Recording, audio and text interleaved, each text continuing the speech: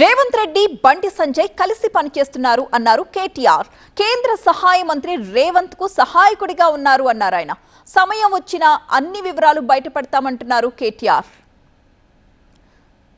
బండి సంజయ్ గారి నోట్లోంచి పొరపాటున కూడా రేవంత్ రెడ్డి గారి గురించి ఒక్క మాట రాదు. ఎందుకు భయం? రేవంత్ రెడ్డి గారిని అనాలంటే, రేవంత్ రెడ్డి గారికి ఏమైనా విమర్శ చేయాలంటే ఎందుకంత భయపడుతున్నారు బండి సంజయ్ గారు?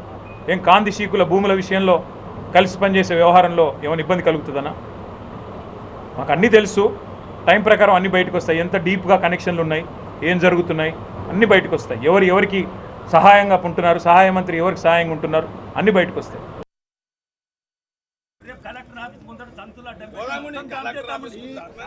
కేటీఆర్ వ్యాఖ్యలకు స్పందించారు బండి సంజయ్.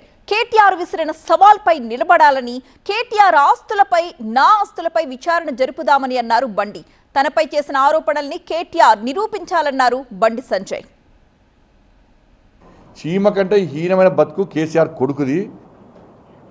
వేస్ట్ ఫెలో, అన్ని ఫాల్తు రాజకీయాలు చేస్తాడు, ఫాల్తు కామెంట్ చేస్తాడు. నువ్వు మనిషివి, నీదో బతుకు.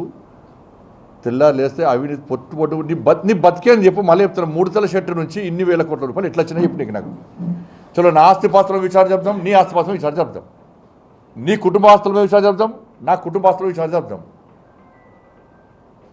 ఒక్క మచ్చ ఉండదు బండి సంజయ్ మీద. రాసిపెట్టుకో బిడ్డ. నువ్వు ఇలా సవాల్ ఇచ్చిపోయావు. నువ్వు మనిషి అయితే, మళ్ళీ చెప్తున్నా, మనిషి అయితే దానికి సిద్ధమై ఉండు. 24 గంటలు, 48 గంటల టైం ఇస్తా బయటపడు. నువ్వు ఏ ఒక్క ఆధారం బయటపడు. చలో, రాయకని పక్క జరుగుతాను. ఇది బట్టి ఏదో ఒకదప్పుడు ఏదో మీద చెప్తలేను. నేను మాట ఇస్తే పక్క నిలుపుకునే వ్యక్తి. నేను మాట కట్టుబడి ఉండే వ్యక్తి. నీలక ఇట్లా ఒకడు మొరిగి అటు పోయడం కాదు నేను.